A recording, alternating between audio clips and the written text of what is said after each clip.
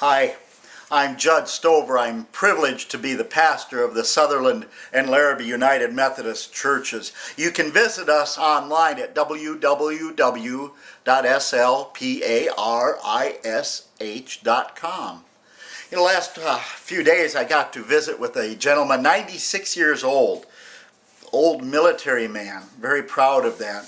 He was passing away, or going to shortly, and we had one last conversation, and while he was talking to me about the practical aspects of faith, he looked at me and said, "This is as God intended, and I am here to follow orders." And it's the way he said that, because certainly I've heard similar sounding words, but in a much different attitude from other people. The way they would say it, it sounded more not like a reconciliation of themselves to God, but of a conceding a defeat. Well, I guess it'll have to be this way. There's a big difference there.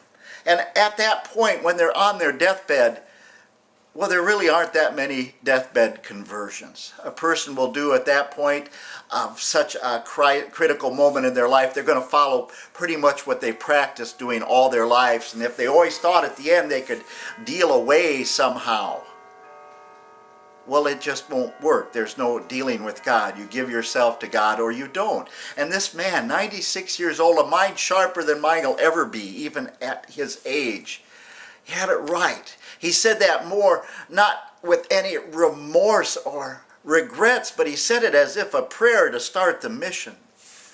You know, Paul talks about it in 1 Corinthians chapter 15. And at one point in there, after describing the spiritual body we have, we won't have the physical body, he gets to the point and says, "Flesh and blood cannot have a part in the kingdom of God for something that ruins. Cannot have a part in something that never ruins." And think about that. So often we like to think of heaven in earthly terms. Well, there's no treasure on earth that won't ruin. But all the treasures of heaven will never ruin. Be close and sure and true in your relationship with Christ. Just don't think because you know the name that you have the faith. Seek God. Seek God so that when it comes to your time, you can say, "I'm ready to follow orders and I can't wait to begin the mission." This man was unique. It got to me. It meant something to me to hear someone finally voice those words in the terms that John Wesley was inquiring about when he said, "How is it with your soul? Are you afraid of death?" For a true Christian is not afraid of death, and this man certainly wasn't. At 96 years old, he's ready to start anew. Are you? At any moment it could happen. Seek the face of God. Turn to Christ.